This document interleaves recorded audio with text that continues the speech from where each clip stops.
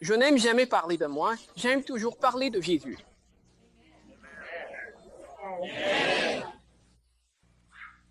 Dessin animé béni. Parce qu'il est obligatoire pour nous tous d'avoir une vie en règle avec Dieu. Si jusqu'à maintenant, on a vécu comme on voulait. L'offrande à Kumazani. Maintenant, c'est le temps d'arrêter. Il se peut que dans le passé, tu aies lavé notre peuple. C'est ainsi que dans le passé, on ait fait ce que le monde nous demandait. Certains ont vécu dans la méchanceté, d'autres dans les abominations. On doit mettre fin à toutes ces choses et revenir à Dieu. Pour qu'au jour du malheur, Dieu nous sauve. Amen. Frères, je ne suis pas ici pour vous faire peur. Au contraire, je suis venu pour vous fortifier. Parce qu'on doit savoir qu'aucun homme ne peut se cacher de l'œil de Dieu. Si tu vas au fond de l'océan, il sera là. Si tu vas au cœur de la terre, il sera là aussi. Et certains parmi vous veulent fuir Dieu. Alors, où peut-on fuir loin de Dieu? Vous êtes avec votre vie au nom de Dieu. La seule option, c'est que nos vies soient vides du monde. De vivre selon la parole de Dieu. C'est de vivre nos vies comme la parole de Dieu le demande. Allez, des copeaux de cuillère. Générateur veut dire ouvre grand. Sarah. Maintenant, je vais vous dire ce que Dieu m'a montré pour ce pays. Frères, ce ne sont pas des contes de fées. Et ce n'est pas une vision, comme certains le disent. J'étais éveillé, tout comme je le suis maintenant. Quand Dieu m'a montré les choses que je vais vous raconter. Quand je suis arrivé à Sodome et Gomorrhe, Monato organise Tostosa. J'ai été accueilli à l'aéroport par une fondation russe nommée Tolstoï. Je suis entré dans un appartement et le gars était déjà avec moi. Et ils m'ont amené dans un appartement où nous vivons encore. À l'époque, l'appartement était très sale. Il n'y avait pas de meubles, il n'y avait rien à l'intérieur. On dirait que des chiens y vivaient avant nous. Et le tapis avait une odeur très forte. Je ne pouvais même pas marcher à l'intérieur. Quand j'entrais, je me mettais à tousser. Et ma femme s'est mise à pleurer. Et elle a dit, « Marie, comment pouvons-nous vivre ici? Pourquoi Dieu nous a-t-il punis de cette façon? Nous avons tout perdu pour Dieu. Tu as failli perdre la vie pour Dieu. Et Dieu nous a amenés dans ce pays.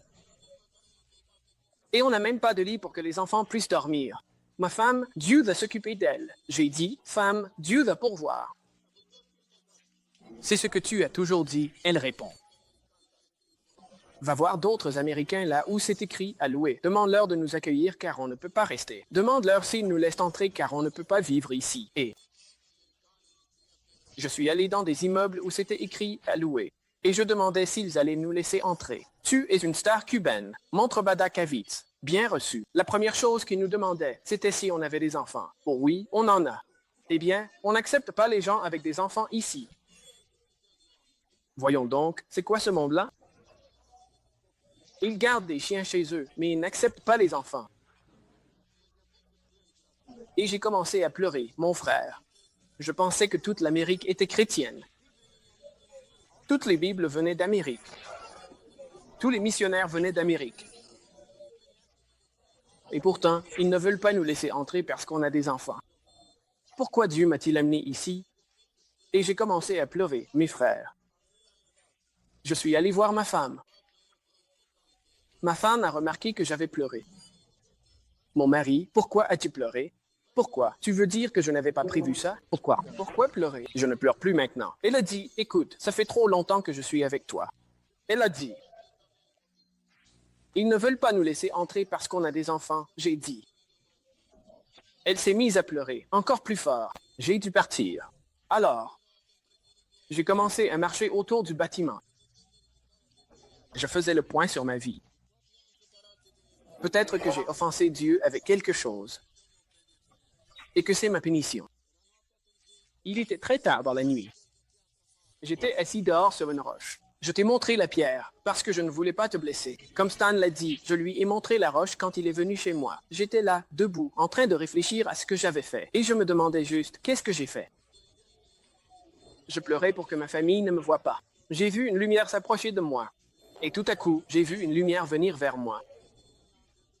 Quand j'ai vu la lumière, j'ai pensé que c'était une voiture. En Italie et Roumanie, je les suivais en voiture pour y arriver. Roumanie et Italie, ils essaient de me renverser avec des voitures. Alors j'ai pensé qu'ils m'avaient trouvé ici aussi. Mais ce n'était pas une voiture. La lumière m'a entouré. Et de la lumière, j'ai entendu la même voix. C'était le même ange. Dimitri, pourquoi es-tu si désespéré? Pourquoi m'as-tu puni aussi sévèrement? Qu'est-ce que j'ai fait? Pourquoi n'as-tu pas pu me laisser rester en prison? Mais ma famille aurait eu une maison. Je n'ai même pas de lit où poser ma tête. Pourquoi ai-je été amené ici? Dimitri, je t'ai amené dans ce pays parce que ce pays va brûler. Et tu m'as amené ici pour me brûler et tu ne m'as pas laissé mourir en prison dans mon pays. Pourquoi m'as-tu amené ici pour brûler? Pourquoi ne m'as-tu pas laissé mourir en prison dans mon pays? Il a dit, Dimitri, tais-toi. Viens à côté de moi. Je ne sais pas c'était quoi l'appareil. Mais il m'a tiré à côté de lui. Et il m'a montré toute la Californie. Est-ce que tu vois ce que je t'ai montré? C'est comme Sodome et Gomorrhe. Leur péché est arrivé jusqu'à la présence de Dieu. Leurs péchés sont arrivés jusqu'à Dieu. Devrait-on aller là-bas et prendre ça? Et Dieu a décidé de les punir par le feu. Il est venu et m'a montré Las Vegas. C'est comme Sodome et Gomorrhe. Et un jour, ça va brûler. Il est venu et m'a montré New York. Voici New York. C'est comme Sodome et Gomorrhe. En un seul jour, ça va brûler. Et puis, il m'a montré la Floride. Voici la Floride. C'est comme Sodome et Gomorrhe. Et en un seul jour, ça va brûler. Mais qu'est-ce que tu vas faire de moi, ai-je dit? Je t'ai dit de te taire. Et il m'a ramené à l'endroit d'où on était parti. Il a dit, maintenant, on peut parler. Je t'ai amené dans ce pays parce que j'aime ce pays. J'aime les gens de ce pays. Et à travers ta bouche, je veux réveiller beaucoup de gens. Comment peux-tu les réveiller par ma bouche si je ne comprends pas leur langue? Comment peux-tu les réveiller à travers ma bouche si je ne comprends personne? Ne t'inquiète pas pour ça. Je vais préparer d'autres choses pour que tu puisses parler à travers elles. Tu vas atteindre la télévision, radio, les églises. Mais dis-leur tout ce que je te dis. Encore une fois, il a dit, l'Amérique va brûler. Mais comment l'Amérique peut-elle brûler alors qu'elle est si puissante? J'ai dit, il a dit, dis-leur, comme je te le dis. Tu ne peux rien cacher, même si tu caches ce qui est pur. Ne cache rien. Si tu essaies de cacher quoi que ce soit, je te punirai sévèrement. Les espions russes. J'ai découvert où se trouvent les centrales nucléaires les plus puissantes en Amérique. Une ligne de parti américaine critique. Quand les Américains penseront que c'est la paix et le calme, et qu'ils dominent le monde, puis depuis les océans, depuis Cuba, Nicaragua, Amérique centrale, Mexique, le poste bombardé dans l'Amérique nucléaire. Ils bombarderont les centrales nucléaires en Amérique, puis l'Amérique brûlera. J'ai dit, mais qu'est-ce que tu feras avec l'Église? Mais beaucoup d'églises m'ont abandonné. J'ai dit, qu'est-ce que tu veux dire? N'as-tu pas des gens ici? Il a dit, dis-leur ceci. Les gens glorifient les gens. Jésus-Christ. L'honneur que le Christ mérite. Les hommes se l'approprient dans l'Église. Il y a du divorce, de l'adultère, de la sodomie. Il y a de l'avortement et toutes sortes de péchés. Et Christ ne vivra pas dans le péché. Le Christ vit dans la sainteté. Je t'ai amené ici pour que tu cries à haute voix. Dis-leur d'arrêter de pécher et de se repentir.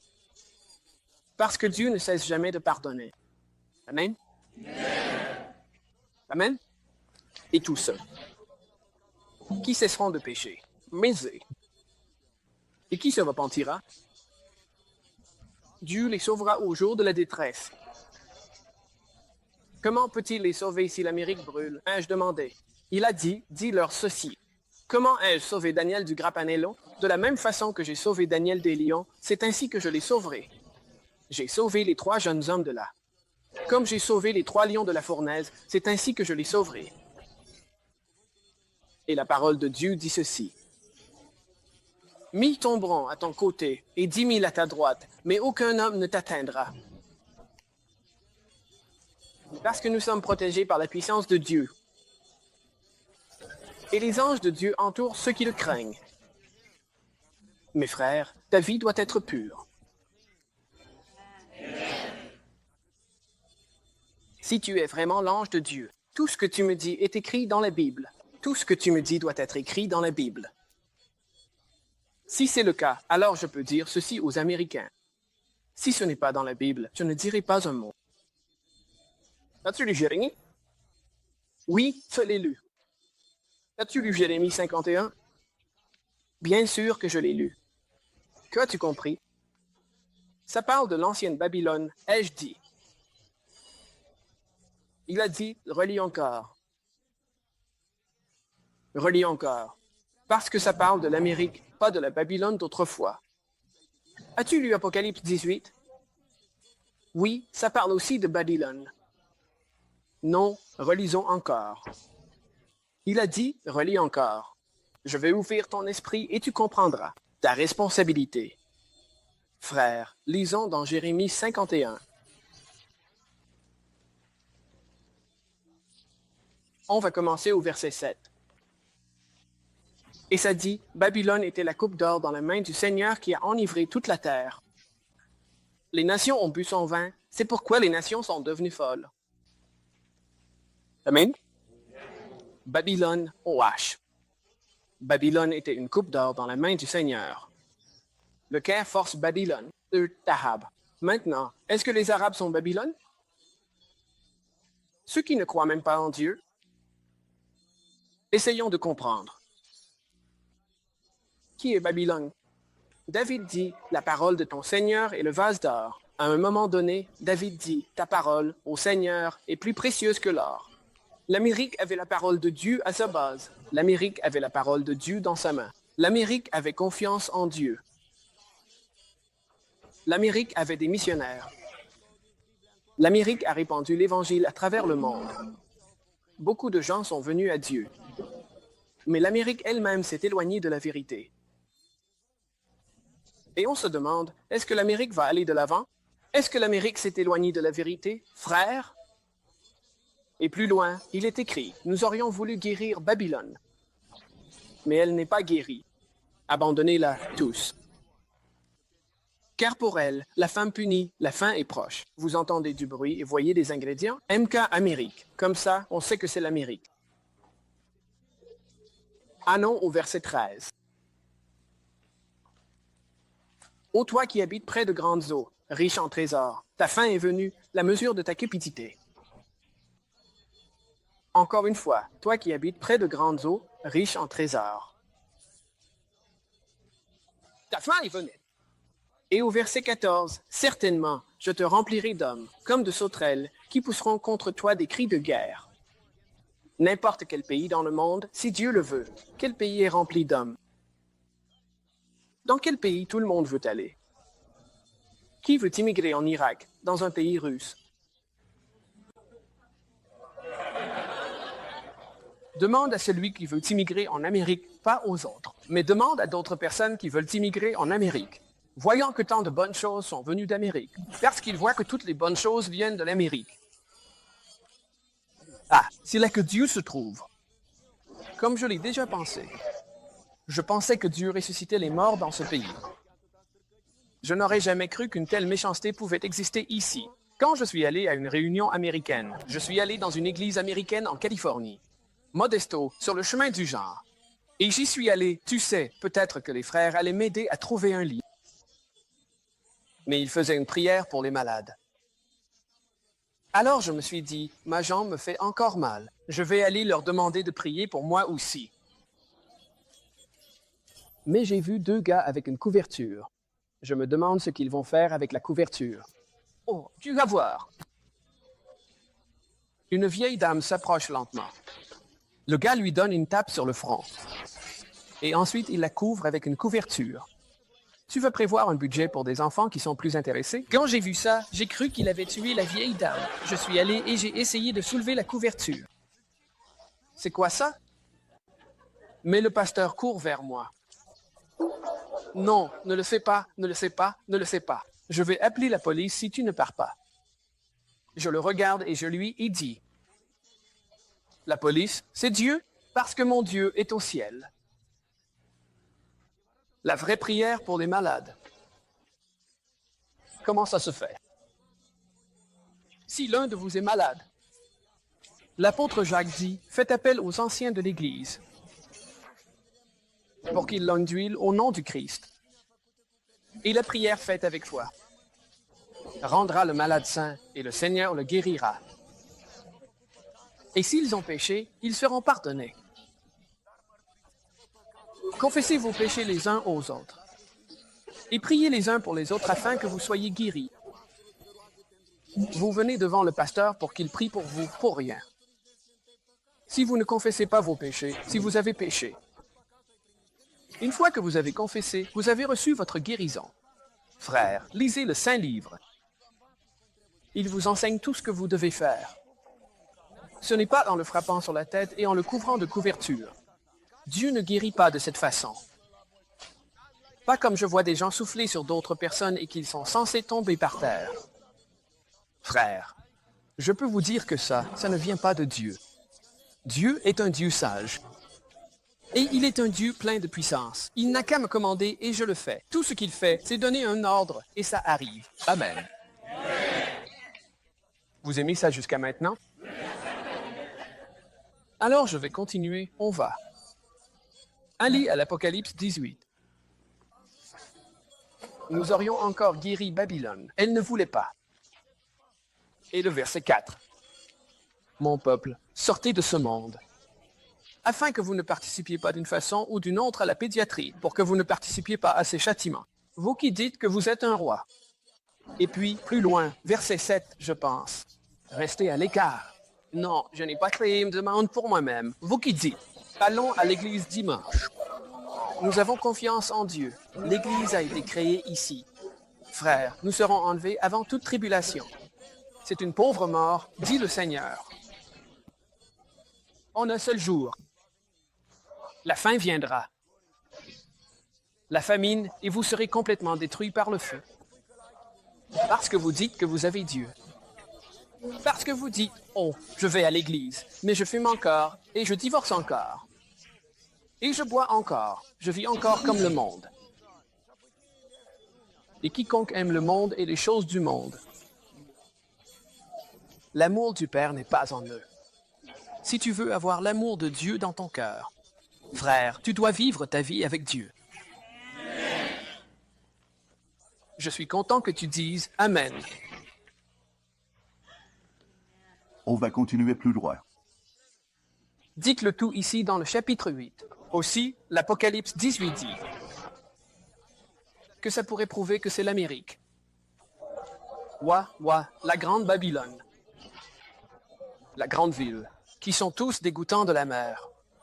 Tous les marchands de la mer sont devenus riches grâce à tes dépouilles. Tous les rois de la terre ont commis l'adultère avec toi. C'est sanglant, juste tellement de choses pour de la merde. En une heure, ta destruction est arrivée. Et ils commencent à le frapper avec un marteau sur la tête. Et il est écrit qu'ils mettront de la cendre sur leur tête. Toi qui avais tout, tu as tout acheté en mars. Toi qui achetais de la marchandise de partout dans le monde. De l'or, de l'argent et des choses précieuses. Combien de voitures l'Amérique possède-t-elle et combien d'usines ont-ils? Combien d'usines de voitures les Américains possèdent-ils? Tu vois, il est écrit au Seigneur et il va dans ce sens. Ils doivent importer la Yugo de la Yougoslavie pour que la parole de Dieu s'accomplisse. Frères, il faut réfléchir à ces choses-là. Amen. Que Dieu éclaire vos esprits, frères, parce que je prie pour vous voir là-haut. Je prie pour que nous y arrivions tous. Que lorsque Christ reviendra, il nous emmènera avec lui. Qu'on ne soit pas laissé derrière. Bon, un frère a parlé d'Israël. J'ai toujours ressenti que je voulais aller en Israël. Mais je ne savais vraiment pas pourquoi. Chanda téléphone la Nistifrate et son trajet. J'ai appelé quelques frères que je connaissais en Israël. Ils m'ont attendu à l'aéroport. Je suis allé avec les 2 petits frères de Mike. et nous donner une sorte de préministère. Ils ne peuvent pas très bien traduire. Oui, mais ils doivent parler pour eux-mêmes. Mais, tu sais, ils savaient quand même comment parler. Merde.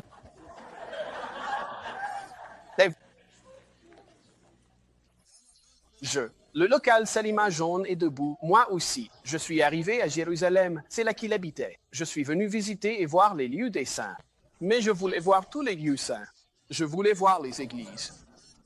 Je peux voir l'endroit où un homme a été torturé. Je voulais voir les endroits où le Christ a marché et où il a été torturé. Je ne pourrais pas vivre sans l'Esprit Saint du Christ. Pourtant, il était interdit de mentionner le nom du Christ. Le sabbat est arrivé. Environ 5 familles se sont réunies dans une pièce et l'ont célébré. Il n'y a pas de cantarie, mais ne chantez aucune autre chanson sauf celle du sabbat et sur le shalom. C'est tout ce qu'ils connaissaient. Mais je leur ai dit, au lieu de prier pour que Dieu vous envoie la paix, vous priez pour que le samedi vous donne la paix. Un jour. Vous êtes plus précieux pour Dieu qu'un jour. Ne vous sauvera pas, c'est Dieu qui le fera. Ils n'ont pas vraiment apprécié ça. Les Dumas se vadent montent Lima Limino. Mais j'ai dit, je veux aller voir la montagne des Oliviers. Et ils m'ont emmené voir la montagne des Oliviers. On ne pouvait même pas y monter. Tout autour de moi, si vous aviez été là, vous auriez vu que c'était juste un visage de mort. Si jamais vous avez déjà fait le tour de la montagne des Oliviers, il n'y a que des tombes. Mais tellement de gens sont morts ici en Israël. Et j'ai demandé, est-ce que tant de gens meurent en Israël? Ils ont répondu, oh non, frère. Les riches du monde entier viennent ici et achètent des terrains pour se faire enterrer ici. Parce que quand le Messie reviendra, ils veulent venir le rencontrer dans les airs. Ah ben là, vous faites payer ces gens-là pour rien.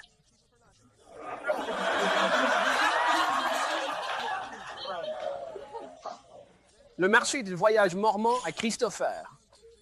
Parce que le Christ a déjà payé pour notre concession funéraire. Le Seigneur Jésus nous a purifiés du péché. Le sang de Jésus-Christ nous a déjà purifiés de nos péchés.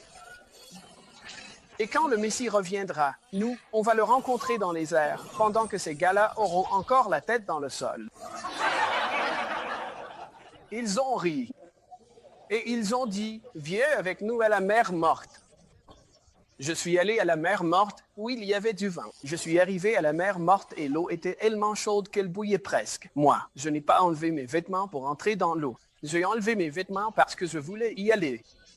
Et les sirènes ont commencé à retentir. Ils ont dit, il faut sortir. Pourquoi? Parce que l'armée syrienne avance. Je ne sais pas quoi dire, mais je ne sais pas quoi dire. À ce moment-là, Dieu m'a montré une vision. Un ange du Seigneur se tenait sur le plateau du Golan, l'épée dégainée, empêchant l'armée syrienne d'avancer. Et j'ai dit, ne vous en faites pas. L'ange de Dieu les a arrêtés. Ils n'avanceront pas. Ils étaient tous effrayés, essayant de sortir de là le plus vite possible. Et moi, j'étais assis dans l'eau en train de rire d'eux. Quand ils ont vu qu'il ne se passait rien, ils ont dit, tu sais, t'avais raison. J'ai dit, ce n'était pas moi. C'est ce que Dieu m'a montré, ce que je devais vous dire. Saviez-vous qu'une armée est venue de l'île? De l'autre côté, j'ai vu une autre armée attaquer Jérusalem de toutes ses forces. Ils ont dit, qu'est-ce que tu veux dire? J'ai dit, écoutez, vous allez voir. Et cette nuit-là, Arafat a commencé à bombarder Jérusalem, directement sur Jérusalem. Et l'un d'eux me dit, « Et si tu meurs ici? » Je ne vois pas tous les gars. C'est un problème ici. J'ai dit, « Allez m'enterrer sur la montagne, je serai plus proche de l'enlèvement. »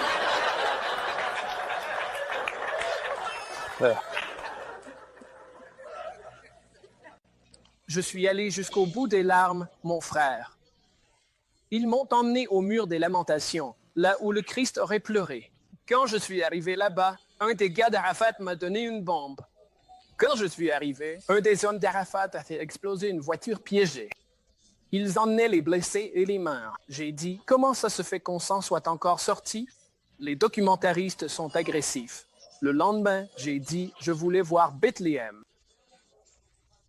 Et comme tu le sais, Bethléem est sous le contrôle d'Arafat. Frère, ils ne te laisseront pas entrer. Il y a une frontière. J'ai dit, tout ce que j'ai besoin que tu fasses, c'est de m'y conduire.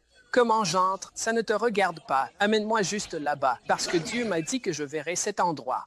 Je suis arrivé à la frontière et ils m'ont encerclé avec leurs fusils. Je suis arrivé à la frontière. Ils m'ont encerclé avec leurs fusils. J'avais un de ces grands chapeaux de cow-boy sur la tête. D'où viens-tu? De la Roumanie. Ah, la Roumanie. Ah, tu es le bienvenu. Bienvenue, entre donc. Il a dit, Arafat et Soescu étaient de bons amis. Il m'a donné un délégué pour que je puisse tout voir. Ils m'ont même donné un délégué pour me faire visiter tout ce que je voulais voir. Et il m'a expliqué où était la mangeoire, où le Christ est né et tout le reste. Quand je suis revenu, je lui ai dit, tu vois, Dieu était avec moi.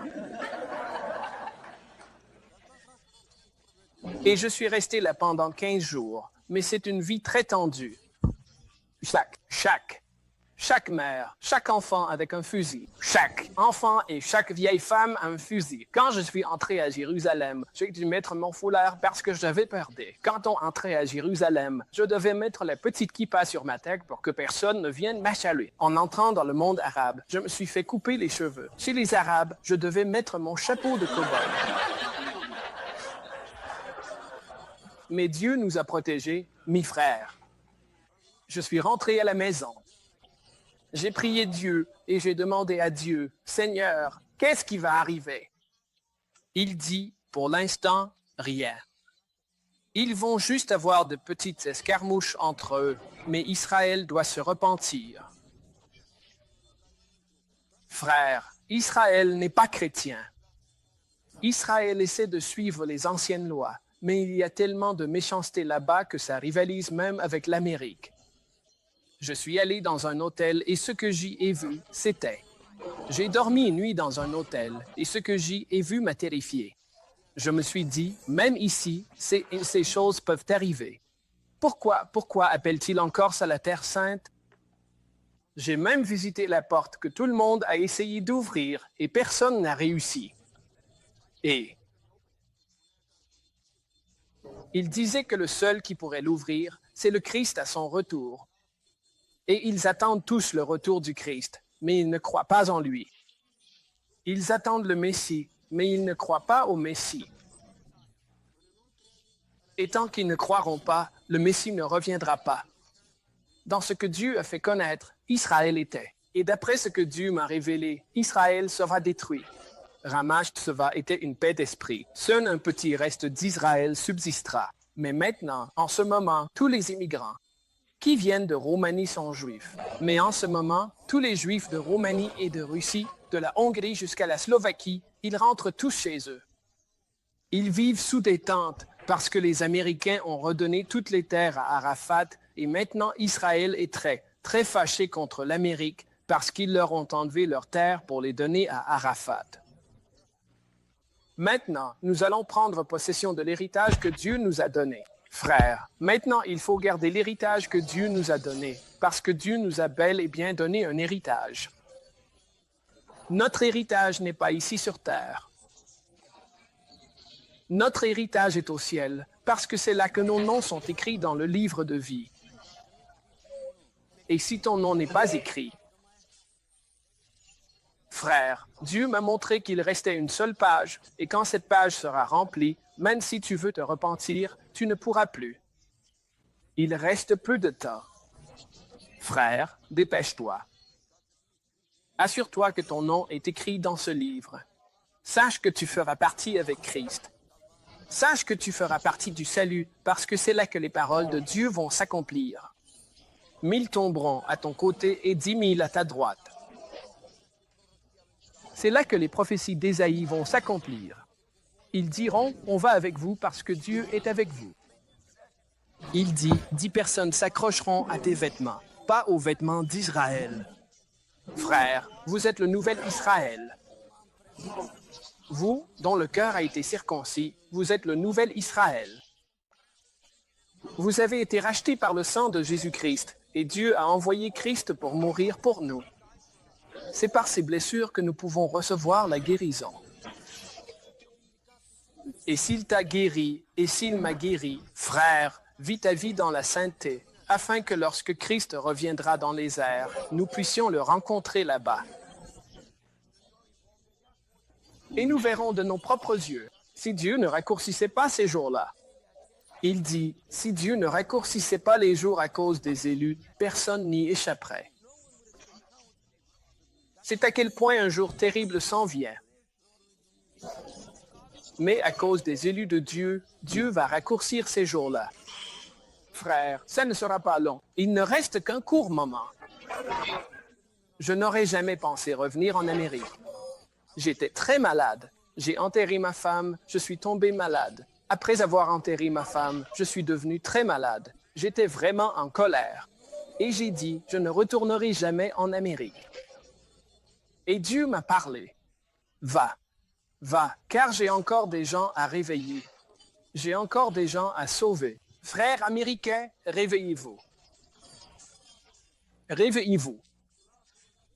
Sortez de votre sommeil, repentez-vous et revenez à Dieu, car le jour de la colère est proche. Et si vous êtes avec Christ, vous irez voir le Père, là où il n'y aura plus de larmes, plus de maladies, plus de mort, où nous aurons la joie éternelle. Le Christ mettra son tablier et il nous servira à table. Que Dieu vous bénisse, vous et vos familles. Et je prie que, tout comme on se voit ici, on se reverra dans la maison de notre Père. Amen. Amen.